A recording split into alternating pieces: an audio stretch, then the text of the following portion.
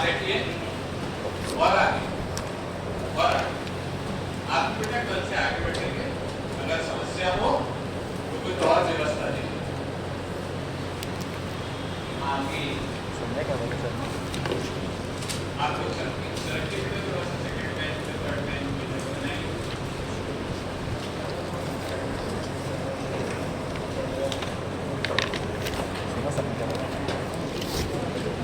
क्या है हम पे जिम्मेदारियां बहुत रहती है, बच्चों को पढ़ाते हैं, मैं कुछ समझाऊंगा तो आपको कोई बोलने नहीं आएगा, सबको बोलने आएगा, ठीक है। वन जिनके हो गए हो टेम्पलेट करके पूरी रील्स खत्म हो गई तो कोई बंद करना, नहीं तो बढ़िया रील चलाए। एरोसोल प्रोडक्ट्स बेसिकली अपन अस्थमा के लिए पढ़ते हैं।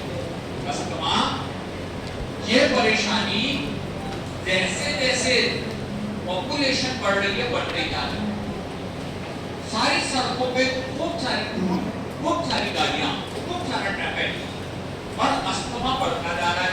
इसीलिए हमें जरूरत है एरोसोल प्रोडक्ट्स की। हालांकि ये टॉपिकली भी उपयोग में आने वाले प्रोडक्ट्स हैं। सर्टिफिकेट मैंने टॉपिक पढ़ाया था, कुछ बच्चे नए दिख रहे हैं, पिछली क्लास में कुछ थे, कोई बात नहीं, जहां से मैं पढ़ाऊंगा आज वहां से बिल्कुल समझ में आ जाएगा। बस ये चीज ध्यान रखना कि हमारे एरोसोल में हर चीज दो प्रकार की होती है, ठीक है। जैसे इसके अंदर सबसे पहले कंपोनेंट चलते हैं प्रोपेलेंट्स, ठीक है। ये जो प्रोपेलेंट्स होते हैं ये बेटा दो प्रकार के होते हैं, फॉर इंटरनल यूज और external use. Sir external use में डिओड्रेंट, आयोडेक्स के स्प्रे, वोलिनी के स्प्रे, ये सभी चीजें उसके अंदर आती हैं, ठीक है। तो यहाँ पर बात करें का प्रोपेलेंट्स की, और प्रोपेलेंट्स के बाद यहाँ पे आते हैं कंटेनर्स, ठीक है। ये जो कंटेनर है बेटा मेटालिक और नॉन मेटालिक ऐसे दो प्रकार के कंटेनर्स होते हैं, ठीक है। मेटल हम सभी डिओड्रेंट को यूज करते हैं तो मेटल कंटेनर के होते हैं, लेकिन कुछ ग्लास कंटेनर के भी प्रोडक्ट आते हैं, कम यूजफुल है, लेकिन अस्थमा के पंप्स के अंदर बहुत सारे ग्लास के छोटे छोटे कंटेनर भी काम में आते हैं। ये भी दो प्रकार के, मेटालिक और नॉन मेटालिक। तीसरे नंबर पे आते हैं बॉल्स। ये दो प्रकार के होते हैं, एक कंटीन्यूअस एक नॉन कंटीन्यूअस। इसी को आज हम सबसे पहले पढ़ना चालू करेंगे, लेकिन चौथे नंबर को भी लिख लेते हैं, ये कहलाते हैं प्रोडक्ट कॉन्सेंट्रेट, प्रोडक्ट कॉन्सेंट्रेट, ठीक है। तो ये वो टॉपिक है जिसकी मैं पिछले बार से आपको लगभग दो छोटी छोटी क्लासेस पढ़ा चुका हूँ। आज की क्लास में लगभग ये टॉपिक एंड के तरफ आएगा। हम सबसे पहले चलते हैं वॉल्स, ठीक है। सबसे पहले हम चलते हैं वॉल्स। वॉल्स तो वॉल्स नाम है, ये पेंसिल है, कॉमनली हम सभी ने सुना हुआ है वॉल्स, ओके। जब कभी भी हमारे घर पे कोई प्लम्बर भैया आते हैं तो सबसे पहले हमसे यही कहा जाता है छत पे जाकर के क्या बंद करना है, वॉल बंद करना है, जिसके कारण पानी का बहाव रुक जाएगा, ठीक है। तो वॉल क्या करते हैं, ये किसी भी लिक्विड के फ्लो को कंट्रोल करते हैं।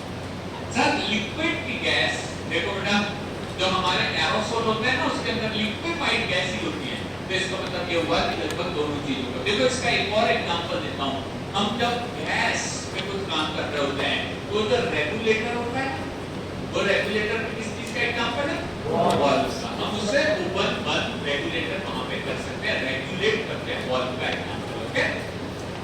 ये वॉल्व किसी भी एक डायरेक्शन में फ्लो को डिसाइड करते हैं। सुनो एक बात बता दीजिए, आप में से ऐसे कुछ बच्चे हैं क्या जिन्होंने केवल पीसीएम या मैथ्स पढ़ा हो?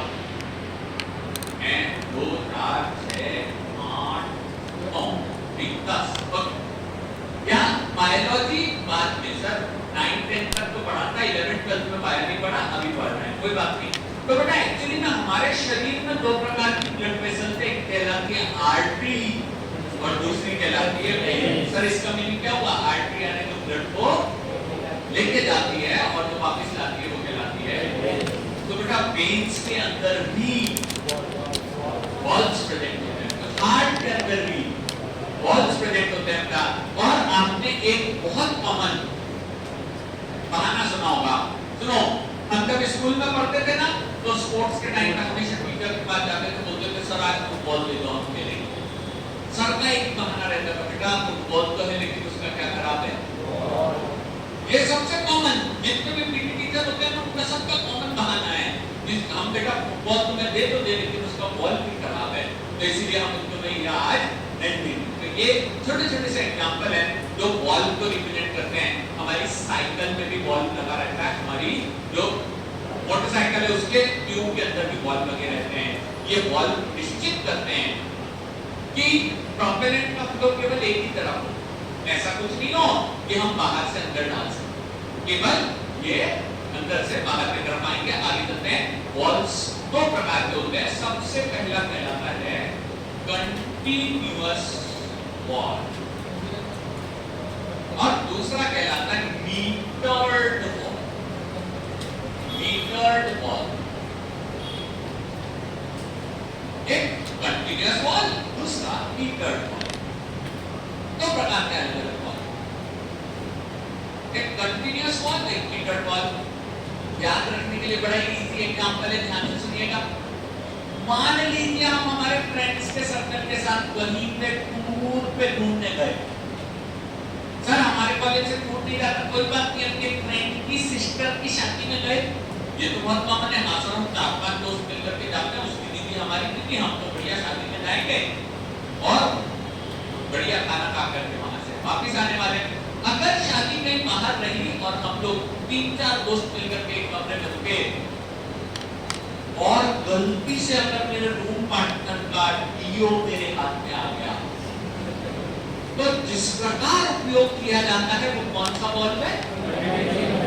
जब तक आवाज खत्म नहीं हो जाती सर निकलना, तब तक उपयोग करना। वो किस प्रकार का बॉल कहलाएगा? और खुद खरीद के लाए तो सब खुद खरीद के लाए तो मीटर बॉल की तरह धीरे धीरे थोड़ा थोड़ा यूज करते हैं। सब जितनी जरूरत है उतना करेंगे, नहीं तो नहीं करेंगे। ये एग्जांपल केवल याद रखने के लिए बेटा कि कंटिन्यूअस बॉल क्या होता है, मीटर बॉल क्या होते हैं। हालांकि ये जो मैंने बताया ये परफेक्ट एग्जांपल नहीं है, लेकिन बस बता रहा हूं कि अपन इसको किस प्रकार से उपयोग में लेकर के आते हैं। ठीक है, तो सर कंटिन्यूअस बॉल क्या होता है, मीटर्ड बॉल क्या होता है, ये समझने से पहले तुरंत फटाफट चलते हैं। मैं इसी पेज के इसी एक कॉर्नर में छोटा सा टेबल बनाएंगे। उस टेबल के अंदर मैं आपको यहाँ पे कुछ वर्ड्स दे रहा हूँ, कुछ वैल्यूज दे रहा हूँ और उन्हीं वैल्यूज को मैं ड्रग का नाम बोलने वाला हूँ। देखो अपन फार्मासिस्ट है, अगर हम किसी फार्मासिस्ट की बात करें तो यहाँ पे समझिएगा बेटा, तो जनरली सोसाइटी, ये हमको वर्ड पता है, सोसाइटी यानी हमारे आसपास की चीजें। ओके, उसी को अपन कई बार कम्युनिटी भी कहते हैं कि सर कम्युनिटी। देखो फार्मेसी में एक स्कोप होता है कम्युनिटी फार्मासिस्ट। ये क्या करते हैं, आसपास के लोगों को फार्मेसी का महत्व बताते हैं और उनकी जॉब भी गवर्नमेंट बेस्ड जॉब। ठीक है, लेकिन बात सुनिएगा बेटा, हमारी सोसाइटी हमसे बहुत एक्सपेक्ट करती है, खास तौर पे घर पड़ोस मोहल्ले वाले। जिस दिन से पड़ोस वालों को पता चला है कि बच्चा फार्मेसी करने गया है और हम अगर घर पे जाते हैं तो आस पड़ोस का कोई ना कोई व्यक्ति एक थैली जरूर ले आता है दवाइयों से भरी। ठीक है, साथ में एक प्रिस्क्रिप्शन और बोलते हैं बेटा मेरे को ये परेशानी हो रही थी, तुम फार्मेसी कर रहे हो, देख के बताओ कि डॉक्टर साहब ने कौन सी दवाई लिखी है। हम भी इधर नाम पढ़ते हैं, इधर नाम पढ़ते हैं, मैच हो गया तो बाबा बहुत अच्छी दवाई लिखी है, आप एकदम ठीक हो जाओगे, जैसा बोला कैसे लेना। सोसाइटी का एक्सपेक्टेशन देखो, अभी हम सेकंड ईयर में थे और हमसे लोग सोचने लगे कि हम दवाइयों के मास्टर बन गए, दवाइयों के बारे में सब आने लगा। बेटा सोसाइटी की एक्सपेक्टेशन बहुत अधिक होती है, बहुत अधिक होती है। ठीक है, इसीलिए उन्हें ये नहीं पता कि सर ये दवाइयों के बारे में तो मैं जब 4th ईयर हो जाऊंगा उसके बाद अगर नहीं 2-4-6 महीने की ट्रेनिंग करूंगा तब जाकर तो मुझे पता चलेगा कि दवाइयां सही है कि नहीं, उसी बीमारी की है कि नहीं। तो एक्सपेक्टेशन इस प्रकार की होती है कि आपको फर्स्ट ईयर में ही सारा फार्मेसी आ जाए, लेकिन होता ऐसा नहीं है। मैं तो बस यहाँ पे इसीलिए बता रहा हूँ कि मैं कुछ दवाइयों के नाम बोलूंगा। हो सकता है आप में से कई सारे बच्चों ने दवाइयां सुनी हो हो सकता है कुछ ने नहीं भी सुनी हो, तो आपको क्या करना है, ऐसे दौड़ के आंसर नहीं देना है, यहाँ पे कोई नकल नहीं चल रही, कंपटीशन नहीं है कि आप फर्स्ट आ रहे हैं कि गलत आ रहे हैं, आपको बस उसके सामने अपना आंसर लिखना है, कॉपी करना, ठीक है, ताकि जब कभी भी आप ये कॉपी पढ़ो, जब कभी भी पढ़ो 2 साल 4 साल 5 साल 10 साल 12 साल 15 साल बाद, क्योंकि सर क्लास के पहले तो नहीं पढ़ते क्योंकि नीचे बहुत सारे काम रहते हैं सर हमारे, तो इसके लिए हमारे को पढ़ने लिखने के लिए सब जब स्पेशल टाइम मिलेगा तब अपन को पढ़ लेंगे, कोई दिक्कत नहीं। यहाँ पे मैं ड्रग के नाम लिख रहा हूँ, आपको आगे आंसर में उसका डोज लिखना है, ठीक है, आगे आपको उसका आंसर में डोज लिखना है।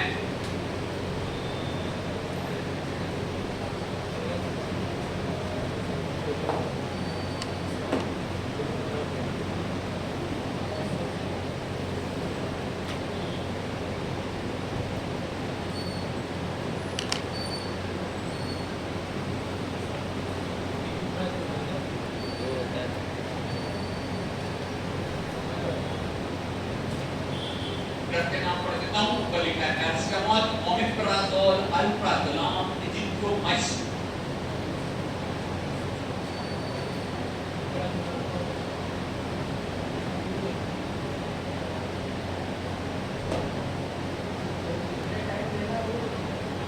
डोज का मतलब होता है कितने एमजी देना है।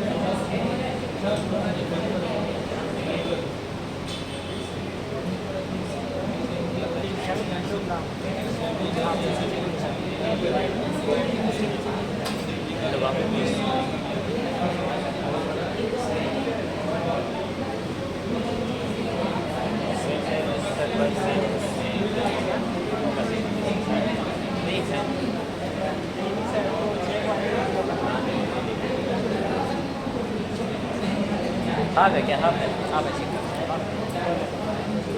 है चंदू बताओ हमें, बैग चाहिए पैरासीटामोल का 650 या 500, 300 भी आता है, 300 समथिंग बच्चों के लिए। हाँ जो 300 समथिंग विट्रोवेट सी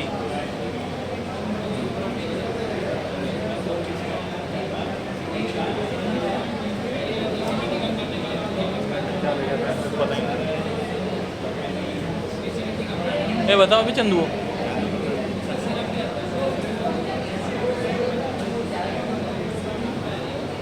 कैमरा लगा जो सर्च को कर लेते मादर जो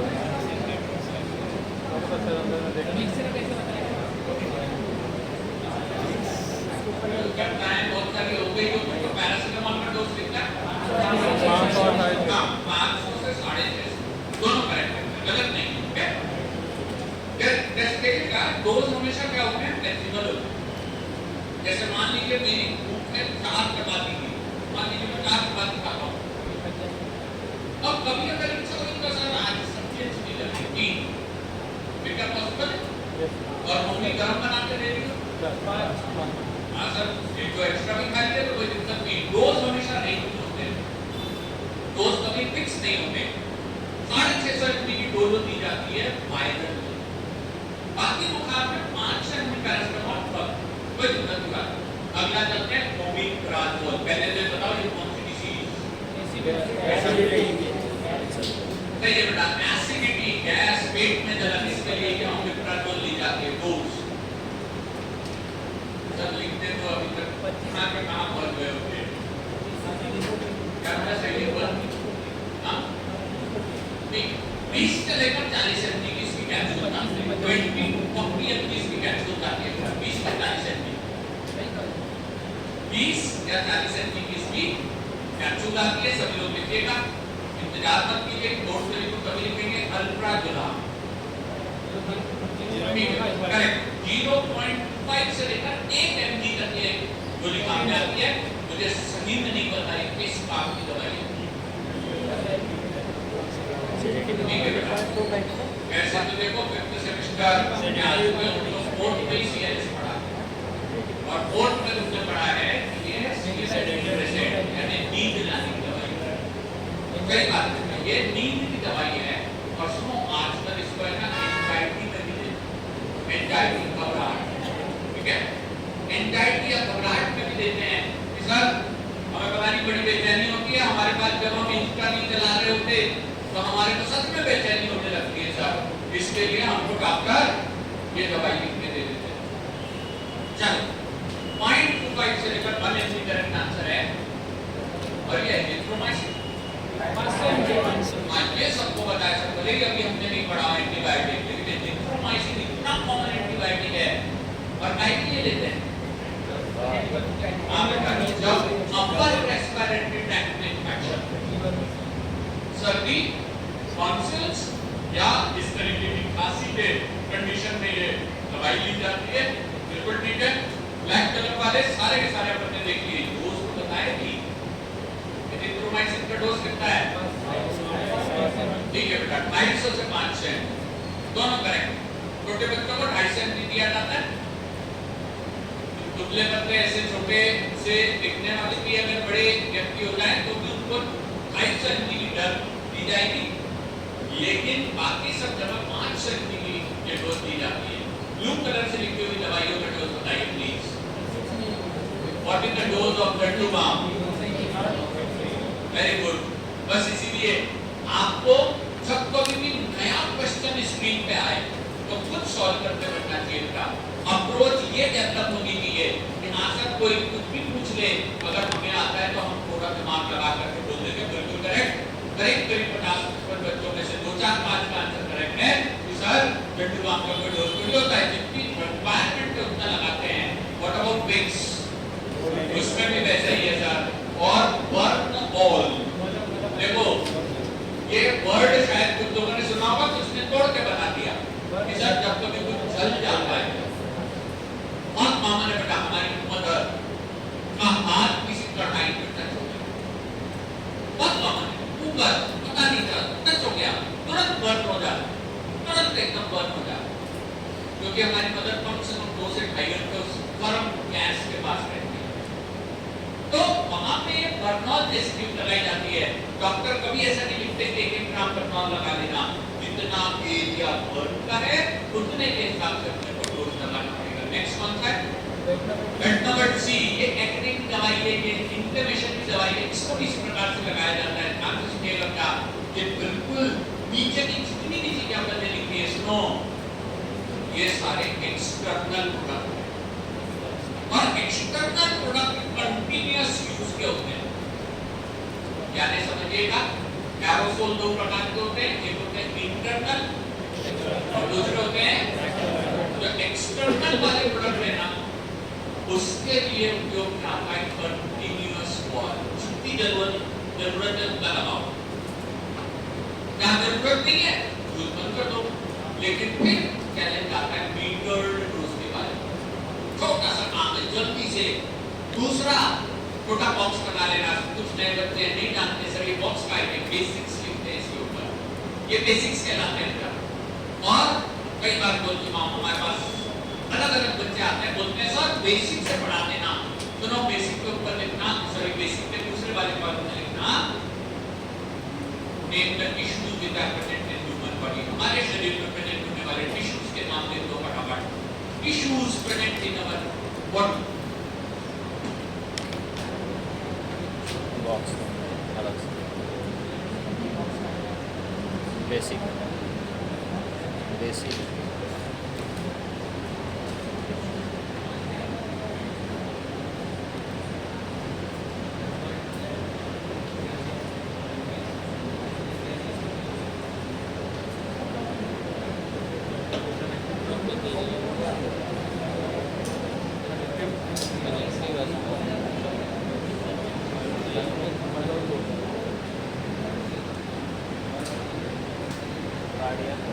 चलो बातें नहीं, लेकिन हाँ मेरा कल सबने 4 टाइप के टिश्यू लिख दोगे, नंबर 1 ईपीथीलियम, ठीक है। दूसरे नंबर पे एक ये चीज आ सकती है मेरे ख्याल से, जिसको अपन कहते हैं ठीक है,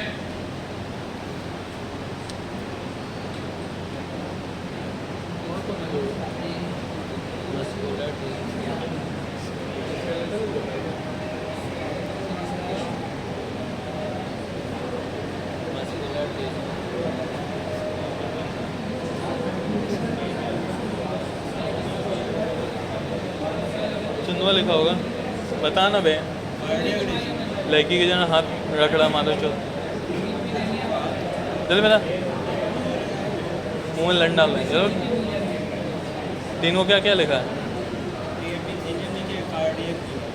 और अच्छा जल्दी से एक काम करो कि कनेक्टिव के बाद आपने मस्कुलर और नर्वस 4 टाइप के टिश्यू लिख दिए होंगे, वहां पे सामने टिक करके जो मैं आपको ऑर्गन बोल रहा हूँ, आपके हिसाब से वो ऑर्गन जिस भी टिश्यू का बना होगा वहां जल्दी से लिख देना, ब्रेन एंड स्पाइनल कॉर्ड। बढ़िया, ब्रेन और स्पाइनल कॉर्ड इनमें से जिस भी टिश्यू का बना होता है आगे लिख दो। ये टिश्यू है जिससे ब्रेन और स्पाइनल कॉर्ड बनते हैं,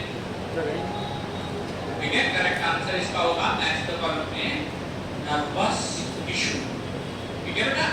नर्वस टिश्यू के बने होते हैं स्पाइनल कॉर्ड एंड ब्रेन।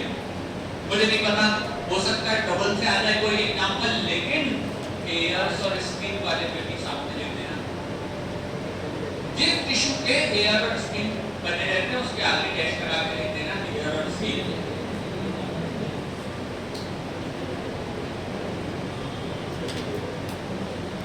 नहीं समझ में आ रहा, बोर्ड पे लिखना पड़ेगा पूरा। आ रहा है समझ में?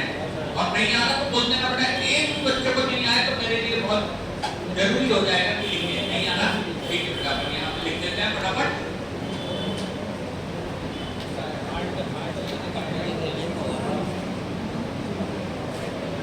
चलो यहाँ देखो, जैसे कि अपन ने ये पूरा वर्क किया था ना, आपस में बातें कम मीटर से ज्यादा, ठीक है। ये देखो बेटा, यहाँ पे अपन बात कर रहे हैं tissues present in the body, tissues. Number 1 इसको अपन ने कहा ईपीथीलियम, ईपीथीलियम, ठीक है। नंबर 2 इसको अपन ने कहा कनेक्टिव टिश्यू, कनेक्टिव। नंबर 3 क्या था वो? मस्कुलर। और लास्ट ठीक है सर, नर्वस टिश्यू लिख लिया है यहाँ। तो बेटा एक नर्वस टिश्यू के आगे लिखिएगा कि इसका क्या बना होता है, सीएनएस एंड स्पाइनल कॉर्ड, ठीक है। नर्वस टिश्यू के बने होते हैं ब्रेन और स्पाइनल कॉर्ड। अब बात ये है ईपीथीलियम का क्या बना होता है, स्किन एंड हेयर। नेल्स भी लिख सकते हैं, बढ़िया आंसर है। हमें ह्यूमन एनाटॉमी फिजियोलॉजी में पढ़ाया जाता है कौन सी चीज किसकी बनी हुई है। आगे चलते हैं, बोर्ड पे लिखिएगा। आई एम नॉट श्योर, हो सकता है कोई रिपीट भी हो जाए, लेकिन इनमें से किस टिश्यू के बने होते हैं बोन्स और ब्लड। वेरी गुड बेटा, 100% आंसर सबका सही है। कनेक्टिव में क्या लिखते हैं, ब्लड एंड बोन्स। ये बाकी की चीजों को कनेक्ट करने का काम करते हैं। शायद हो सकता है कुछ अलग जगह की एग्जांपल आ जाए, लेकिन ये बता दीजिए कि इनमें से जीआईटी किस चीज का बना हुआ? हाँ हाँ चलो हार्ट जी वेरी गुड। चलो अच्छी बात, जितना जितना अपन सोचेंगे ना उतना ज्यादा अच्छा। सब थर्ड ईयर में गलतियां होना संभव है, पॉसिबिलिटी है, कोई बड़ी बात नहीं है। अच्छा एक बात बताओ, ऐसे किसी में इन चारों में बोला गया कि टिक कर देना बेटा जो कॉन्ट्रैक्ट और रिलैक्स हो सकता है? मस्कुलर एयर और स्किन कॉन्ट्रैक्ट करके देखना थोड़ा, हो रहा है क्या? नहीं हो रहा बिल्कुल। इपिथेलियम तो कॉन्ट्रैक्ट रिलैक्स नहीं होता, but about CNS spinal cord ये नहीं होती, ठीक है। अब बात करते हैं यहाँ थोड़ा बोन को छोटा करके बता, लंबा कर दो थोड़ा सा, ब्लड को कॉन्ट्रैक्ट रिलैक्स, लेकिन हार्ट कॉन्ट्रैक्ट और रिलैक्स, और ये मसल्स कॉन्ट्रैक्ट और रिलैक्स होती है। जीआईटी कॉन्ट्रैक्ट और रिलैक्स होता है क्या? पेरिस्टाल्सिस मूवमेंट में गुड, बहुत बढ़िया। और लंग्स कॉन्ट्रैक्ट होते हैं, रिलैक्स भी होते हैं। यस, जो चीजें कॉन्ट्रैक्ट रिलैक्स होती हैं वो किस चीज की बनी हुई है? मेड अप ऑफ मसल्स, ये बनी हुई होती हैं मसल्स। हार्ट, लंग्स और हमारा जीआईटी।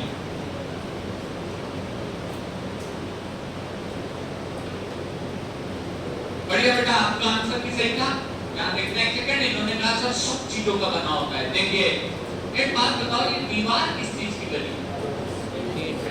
हाँ हाँ सही बात है, ठीक है। लेकिन मेजर कंपोनेंट इसका ब्रिक्स ईंट, हाँ, लेकिन वो बिना पेंट की तो नहीं बनती। यहाँ तो पेंट दिखाई दे रहा है, बिल्कुल सही बात है। दूसरी चीजें होती है, लेकिन मेजॉरिटी तो है, उसकी बात अपन यहाँ कर रहे थे। बेसिक्स कॉन्सेप्ट यहाँ कंप्लीट हो चुके। अब मुझे बता दीजिए कि लंग्स किस मटेरियल के बने? मस्कुलर, बिल्कुल ठीक बात है बेटा। और सुनो, अगर वो ज्यादा कॉन्ट्रैक्ट हो जाते हैं ना तो अस्थमा का अटैक आता है, ठीक है। वैसे तो लंग्स अपना काम करते रहते हैं, कभी छोटे कभी बड़े, कभी कॉन्ट्रैक्ट कभी रिलैक्स हो करके। लेकिन अगर वो अनकंट्रोल्ड ज्यादा ही कॉन्ट्रैक्ट हो जाए तो अस्थमा के अटैक आ जाते हैं, सांस लेने में दिक्कत होने लग जाती है। और हमारा पूरा टॉपिक अस्थमा से रिलेटेड है, ठीक है। देखो भाई, कॉन्ट्रैक्ट हुए तो अस्थमा, और ज्यादा ही रिलैक्स हो गए तो ऐसी सिचुएशन को कहते हैं पैरालिसिस, ठीक है। जब हम कंट्रोल नहीं कर पाते मसल्स को तो उसको पैरालिसिस कहा जाता है। अगर हमारे लंग्स ज्यादा ही रिलैक्स हो गए तो ऐसी सिचुएशन में शायद सांस लेने में और दिक्कत हो जाए। इसलिए समझिएगा, जिन भी चीजों को अंदर लिया जाता है उनके डोज हमेशा फिक्स होने चाहिए, ठीक है। तो ये जो मीटर्ड बॉल्स लिखे हुए हैं ये यूज में आते हैं फॉर इंटरनल और इंटरनल, और ये यूज में आते हैं फॉर एक्सटर्नल, ये यूज में आते हैं फॉर एक्सटर्नल, ये यूज में आते हैं for external. Continuous wall external के लिए और मीटर्ड वॉल इंटरनल के लिए काम में आते हैं। अब आगे चलते हैं बेटा, पढ़ेंगे कंटीन्यूअस वॉल और इनके कंपोजिशन, इनके कंपोजिशन में चलते हैं। मीटर्ड वॉल और इनके कंपोजिशन, मीटर्ड वॉल और इनके कंपोजिशन कुल मिलाकर बेटा यहाँ पे कुल मिलाकर के 6 चीजें प्रेजेंट होती हैं। नंबर 1, सबसे पहले को कहते हैं माउंटिंग कप, माउंटिंग कप। इसी का दूसरा नाम होता है प्यूरेल, प्यूरेल। देखिए बेटा, प्यूरेल बहुत कॉमन नहीं है, इसलिए कई बार इससे क्वेश्चन पूछा जाता है ये माउंटिंग कप या प्लूरल तो जिस प्रकार के बटन पे होते हैं,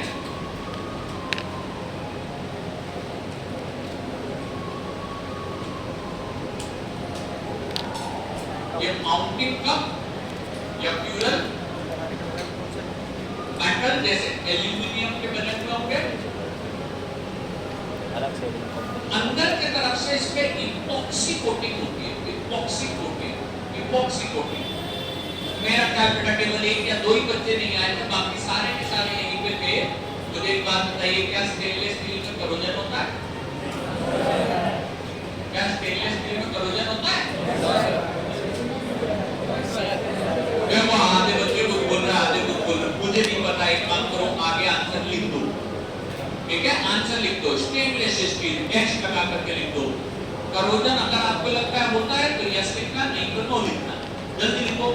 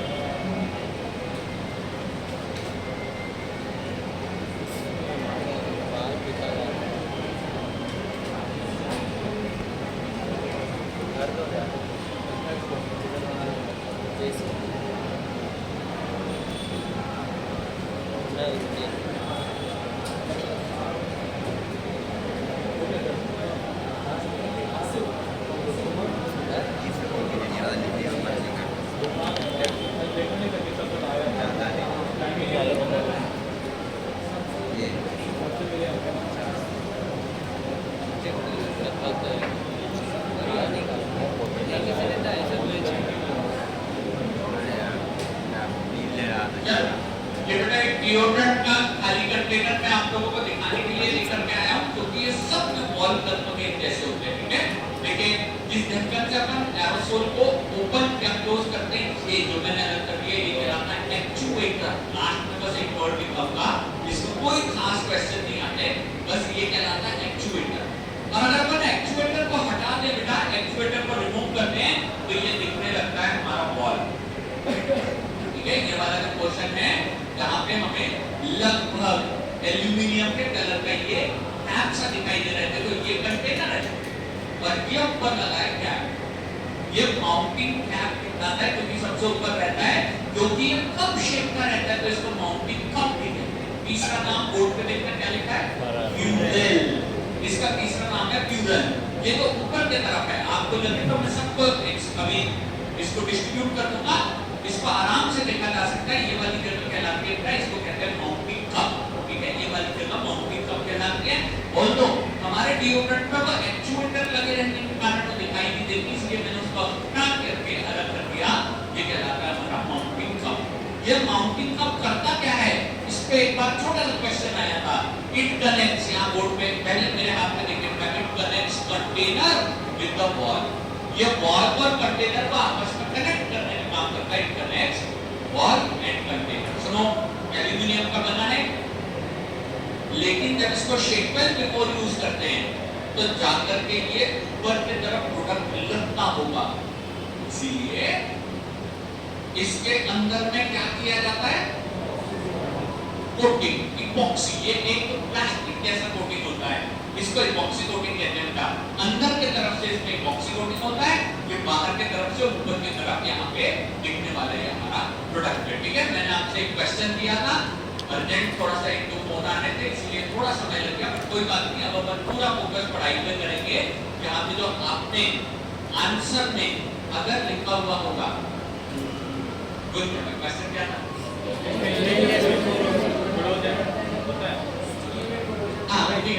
स्टेनलेस स्टील में पानी में करोजन नहीं होता, लेकिन एसिडिक एनवायरनमेंट में करोजन होता है। पिछले पिछले बार में एक बताया था कि नींबू के अचार कौन से कंटेनर में नहीं रख सकते, स्टील के कंटेनर में नहीं रखते सकते, तो उसमें जंग लग जाती है। जब कभी भी अपन जंग वाली चम्मच से अचार निकालते हैं तो समझ में आ जाता है कि सर ये पूरे तरीके से जंग इसमें लग चुकी है। तो करेक्ट आंसर है, अगर आपने लिखा है स्टेनलेस स्टील में करोजन होता है तो वहां लिखना पड़ेगा एट एसिडिक पीएच। ठीक है, अगर आपने नहीं लिखा है नहीं होता तो ये गलत आंसर है बेटा। स्टेनलेस स्टील में करोजन होता है at the acidic pH only, ये केवल एसिडिक पीएच में ही केवल वहां पे हो सकता है। ठीक है, आगे चल रहे हैं। यहाँ पे अपन बात कर चुके हैं पहला प्रोडक्ट जिसको माउंटिंग कप, माउंटिंग क्या कहते हैं। सुनिए बेटा, अगर हम किसी वो उसकी बात करेंगे ना हैंड सैनिटाइजर, तो हैंड सैनिटाइजर में इस प्रकार से अपन उसको खोल सकते हैं। ये माउंटिंग कप है जिससे वो स्ट्रॉ वगैरह अंदर जाकर के इसको बंद कर सकते हैं। तो ये कहलाता है माउंटिंग कप। वहां पे प्लास्टिक का हो सकता है सैनिटाइजर, लेकिन एरोसोल में प्लास्टिक के नहीं होते, नहीं तो इसका शेप वैसा नहीं रहेगा, इतने प्रेशर में ये झेल नहीं सकता, इसीलिए प्लास्टिक के मटेरियल नहीं बने हुए होते। अगले इस पे चलते हैं, नेक्स्ट वाले टॉपिक को हेडिंग लेंगे माउंटिंग कप के बाद दूसरा मटेरियल रहता है जिसे कहा जाता है हाउसिंग और body of the ball. Housing और body of the ball, housing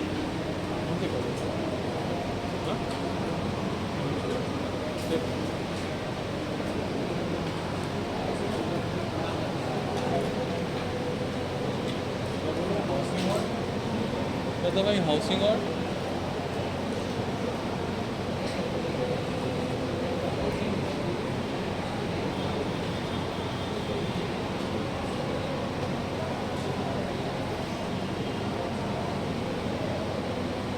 colour change कर रहा हूँ, यहाँ देखिएगा रेड कलर के कलर से इसको बना दे रहा हूँ। ये वो पोर्शन है बेटा जो हमारे शायद हैंड वॉश के अंदर हमारे को आसानी से दिखाई दे जाता है।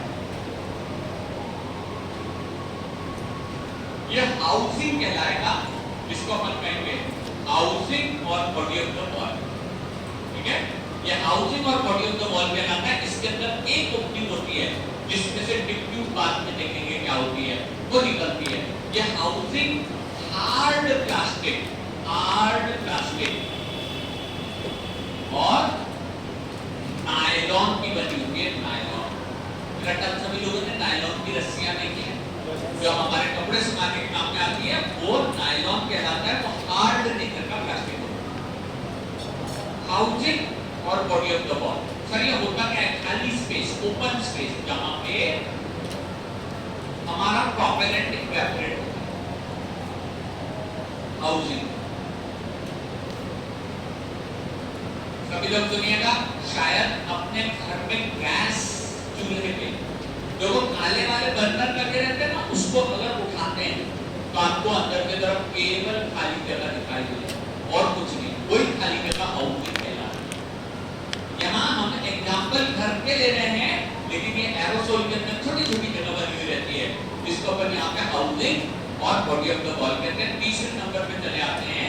तीसरे नंबर पे यहाँ प्रेजेंट होते हैं बेटा स्टेम। तीसरे नंबर पे प्रेजेंट होते हैं यहाँ स्टेम, यहाँ प्रेजेंट होते हैं स्टेम। ये स्टेम हॉलो ट्यूब होती है,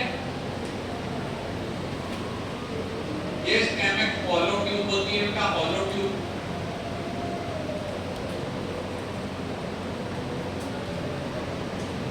हॉलो ट्यूब, सर ये स्टेम क्या है, देखो यहाँ पे बहुत ही आराम से समझ में आ जाएगा। ये वाला एक बार ये देखिए बेटा, बनाना बाद में, ये जो कंटेनर को जहां से मैंने पकड़ा है, जो ऊपर की तरफ एक ब्राउनिश कलर का एक स्टॉक जैसा दिख रहा है, खाली कंटेनर है, कुछ वजन नहीं है इसमें, इसको आराम से मैं इससे पकड़ सकता हूँ। ये चीज कहलाती है स्टॉक, ये कहलाता है स्टेम। ठीक है, ये वॉल को ओपन और बंद करने में हेल्प करता है। इसके ऊपर लगा रहता है एक्चुएटर, इससे अपन इसको दबा सकते हैं, लेकिन ये वॉल यहाँ से स्टेम कहलाता है, ये स्टेम। ठीक है, आगे चलते हैं। ये भी हार्ड प्लास्टिक और नायलॉन का बना होगा, ये भी हार्ड प्लास्टिक या नायलॉन का बना होगा। स्टेम हार्ड प्लास्टिक और नायलॉन का बना होता है।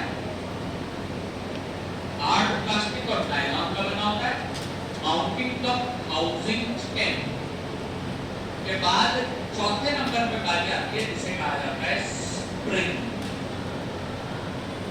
जिसे कहते हैं स्प्रिंग, जिसे कहते हैं स्प्रिंग।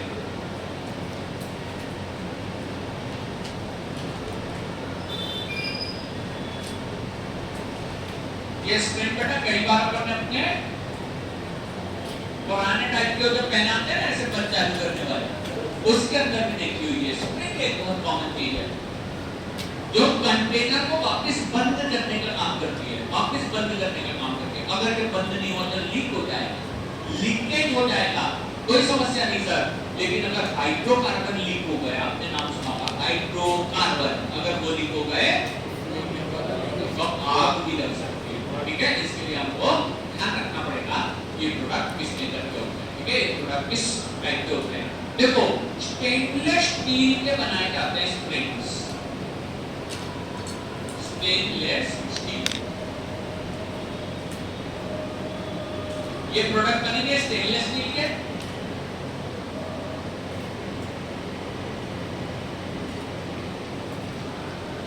ठीक है,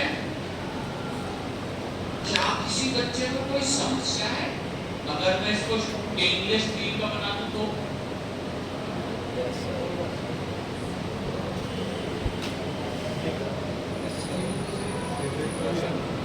कोई समस्या नहीं ना? हाँ, एक तो बच्चे जरूर है, सब समस्या होनी तो चाहिए। अभी बोल रहे थे स्टील में क्या लग जाता है? कोरोजन। लेकिन कब? जब प्रोडक्ट, लेकिन चांसेस नहीं है। 4 सालों तक रखे रहते हैं, 4 सालों तक रखे रहते हैं। क्या अपन अचार को अपनी स्टील की प्लेट में करके खाते हैं? क्या हम अचार को स्टील की प्लेट में रख के खाते हैं? वहां जम नहीं लगता। क्यों नहीं लगता? कॉन्टैक्ट टाइम बहुत कम समय के लिए कॉन्टैक्ट हुआ। और सर अचार को सालों रखा रहेगा, अगर साल भर अचार रखा रहा तो करोजन पक्का है।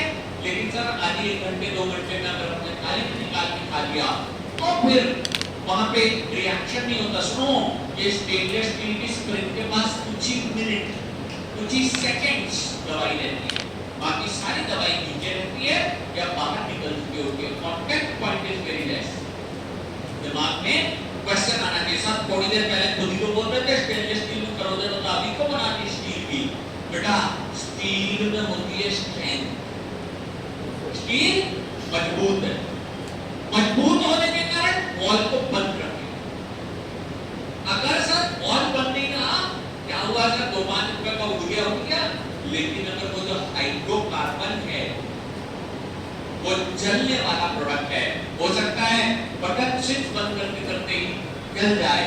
तो इसके लिए हमारे को ध्यान रखना पड़ता है कि सर यहाँ पे एल्यूमिनियम नहीं चलेगा। एल्यूमिनियम की स्ट्रेंथ स्टील से कम है, एल्यूमिनियम में उतनी ताकत नहीं है जितनी स्टील में है, इसीलिए स्प्रिंग टाइप करेगी स्टेनलेस स्टील। कुल 4 चीज हो गई वॉल की। नंबर 1 देखना क्या है, पढ़ो। माउंटिंग का माउंटिंग क्या किया? क्यूरेल, उसका नाम होता है। दूसरे नंबर पे क्या लिखा है? हाउसिंग। ये ओपन स्पेस होती है बेटा, जिसके अंदर एक ट्यूब निकलने की जगह होती है, और ये नायलॉन या हार्ड प्लास्टिक की बनी होती है। तीसरे नंबर पे क्या है? स्टेम, जो अभी अपन ने देखा। ये सर ब्राउनिश कलर का स्टेम है यहाँ। अगला पोर्शन क्या है? अगले क्या होता है? मार्किंग बात है, स्प्रिंग टाइप बनी है, स्टेनलेस स्टील। आगे चलते हैं 5वें नंबर पर बात करते हैं जिसे कहा जाता है गैस्केट। गैस्केट ये बनी होती है नियोप्रिन रबर और ये बनी होती है बेटा नियोप्रिन रबर और ब्यूना रबर। ब्यूना रबर ये गैस्केट एक से अधिक जगह प्रेजेंट हो सकती है बेटा। ये गैस्केट जहां जहां पे ये वॉल सिर्फ मटेरियल लीक होने के चांस है, उस सब जगहों पे अपन लगाते हैं गैस्केट। गैस्केट का एक एग्जांपल समझना। गैस्केट का एक एग्जांपल है हमारे प्रेशर कुकर की रिंग। प्रेशर कुकर की रिंग जो अंदर के एनवायरनमेंट को बाहर के एनवायरनमेंट से सेपरेट करने का काम करती है। क्या होगा अगर बिना लिफ्ट के तुमने कुकर चढ़ा दिया तो सर पूरी वेपर्स बाहर निकल जाएगी, दाल तो पकना ही नहीं है। ठीक है, चावल सर शायद कुछ देर के बाद पक जाए, लेकिन दाल तो पकनी ही नहीं अगर नहीं खराब है। ठीक है, क्योंकि सर अंदर कुछ बचेगा ही नहीं। ये देखना बेटा, यहाँ देखिए ध्यान से, लिखने की कोई जरूरत नहीं है, लेकिन ये जो गैस्केट होती है ना, ये केवल प्रेशर कुकर में नहीं होती। समझिए, ये बेटा हमारे फ्रिज के दरवाजे में भी प्रेजेंट होती है, जो अंदर की ठंडक को बाहर के गर्माहट से मिलने से रोकती है। ये बेटा वो आइसक्रीम वाले भैया का जो फ्रिज होता है ना अंदर का, उसके आजू बाजू भी होती है सर। ये कार के गेट पे भी देखी है हमने, और एसी वाले रूम में भी कई जगह इनको लगाया जाता है। ये गैस्केट कहलाती है, जो गैस्केट अंदर और बाहर के एनवायरनमेंट को रोकने का काम करती है। ये रबर जैसी फ्लेक्सिबल होती है, इन पे प्रेशर कर दे तो ये दब जाए, और छोड़ दे तो हल्की सी ये वापस अपनी जगह पे आता है। ये रबर कंटेनिंग प्रोडक्ट होते हैं। ठीक है, आगे चलते हैं। यहाँ पे 5वां पॉइंट कंप्लीट हो गया। 6th और लास्ट की बात करते हैं, जिसका आ जाता है डिप ट्यूब। लास्ट है 6 डिप ट्यूब। नाम से ही समझ में आ रहा है, ट्यूब डीप की तरफ डिप हो जाती होगी, इसीलिए इसको डिप ट्यूब कहते हैं। सेम वैसे ही जैसे हमारे स्ट्रॉ होते हैं, स्ट्रॉ नारियल पानी के स्ट्रॉ, किसी फ्रूटी के स्ट्रॉ, ये डिप ट्यूब कहलाते हैं। ये डिप ट्यूब बनी हुई होती है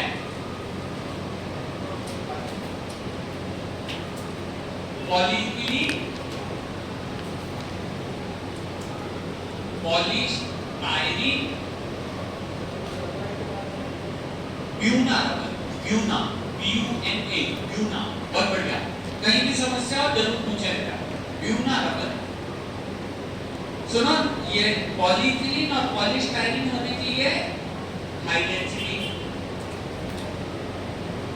हाई डेंसिटी।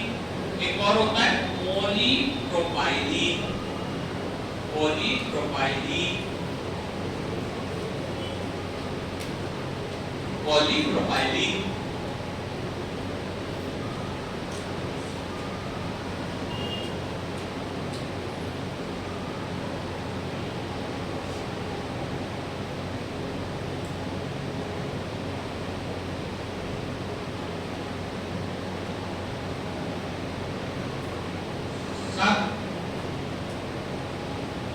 पिछली क्लास को नहीं आए थे, लेकिन फिर भी बेटा एरोसोल में ऐसा कुछ भी नहीं है जो नहीं समझा जा सकता। बहुत ही आसान टॉपिक है।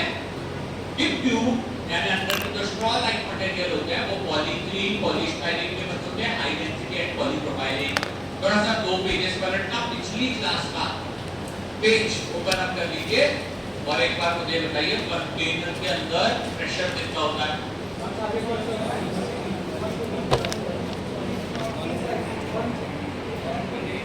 चलो करेक्ट। सर इनको कैसे आता? इनको कैसे आता? कई कोई अलग है?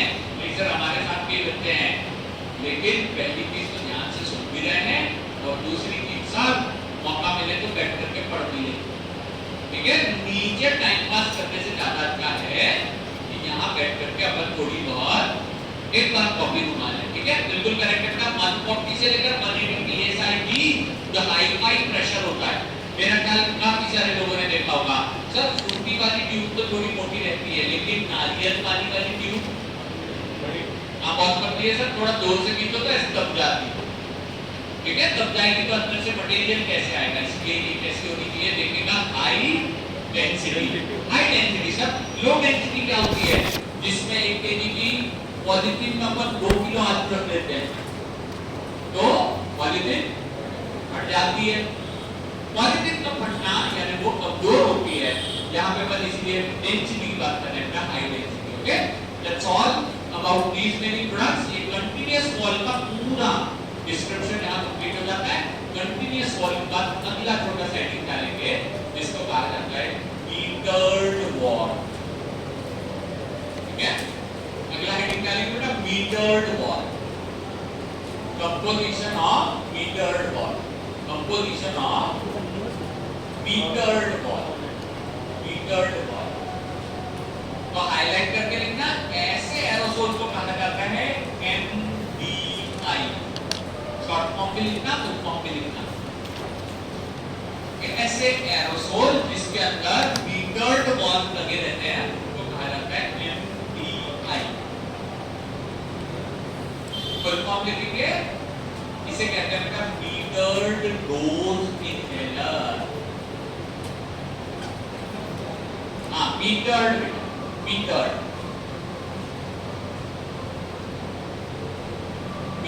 वॉल्व।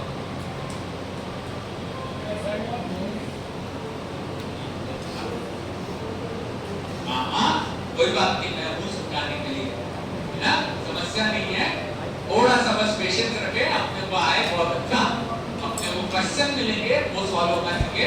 चलो बेटा, लिखना इतना हो गया तो प्लीज समझ लो, दो प्रकार के बॉल होते हैं। एक बॉल जो कंटिन्यूअस लगाए जा सकते हैं, हिट के बॉल, या मान लीजिए अपने लिए जो अपन आयोडेक्स का स्प्रे लगा रहे हैं वो वाले बॉल कहलाते हैं कंटिन्यूअस बॉल। डिओड्रेंट के बॉल कैसे कहलाते हैं? Continuous ball. लेकिन दूसरे बॉल जो होते हैं जिनको इंटरनली लेना है वो बॉल क्या कहते हैं? मीटर्ड डोज इनहेलर, क्योंकि उससे एक निश्चित मात्रा की दवाई शरीर में जानी चाहिए।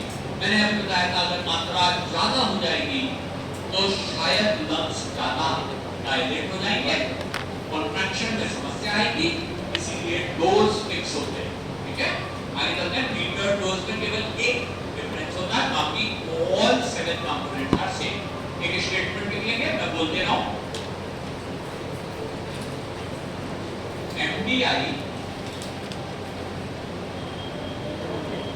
MDI contains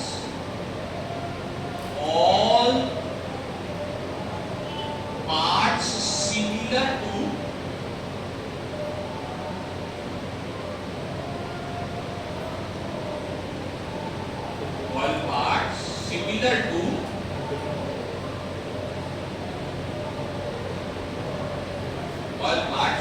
to continuous wall.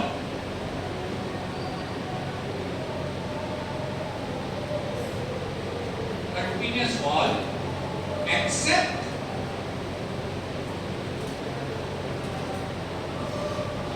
stem. Except stem.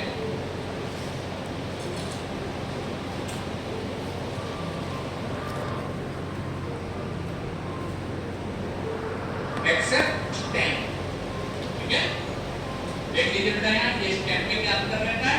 जब अपन इसको प्रेस करते हैं ना, ये ब्लू कलर का मैंने जो स्टेम बनाया था, इसमें नीचे की तरफ थोड़ा सा बड़ा बना देते हैं, उसको बड़ा बना देते हैं। इससे समझिए, बड़ा बनने से क्या होता है? इसको प्रेस करने के बाद ये जो अभी मैंने रेडिश कलर का थोड़ा सा ही बना दिया यहाँ पे, ये प्रोडक्ट इस ट्यूब के अंदर घुस जाता है। ओके, यानी पानी आने की, ड्रेनेज आने की, लिक्विड आने की जगह ब्लॉक हो जाए। अगर लिक्विड आने की जगह ब्लॉक हो गई तो निकलेगा मात्र उतना ही मटेरियल जितना इस हाउसिंग के अंदर प्रेजेंट है, बस उतना ही निकलेगा, बाकी मटेरियल नहीं निकलेगा। इसको कहते हैं मीटर्ड डोज इनहेलर। ओके, जैसे हैंड वॉश में भी होता है, आप जितनी देर दबा के रखो उतना निकलेगा जितना उसकी हाउसिंग की कैपेसिटी होती है। हाउसिंग के आधार पे ही ये प्रोडक्ट निकलते हैं। एक्सेप्ट हाउसिंग आपका, एक्सेप्ट स्टेम आपने लिख दिया है ना, तो यहाँ पे हमारा ये जो एक स्टेटमेंट को कंटिन्यू करेंगे, अब स्टॉप लगा के अगला स्टेटमेंट लिखेंगे। Amount of drug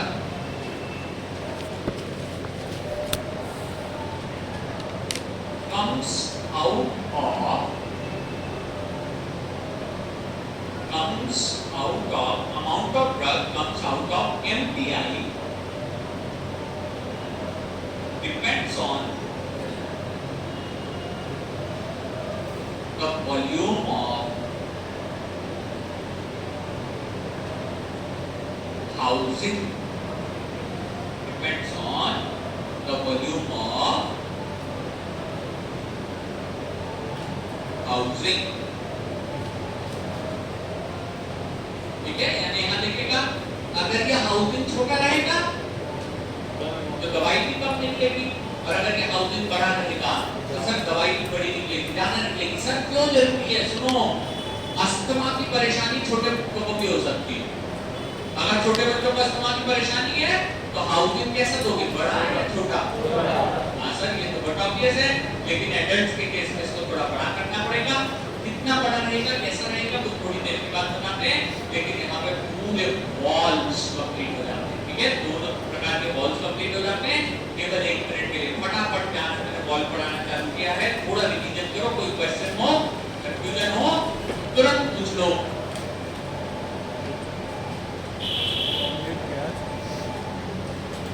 क्या था? कितना डेट है?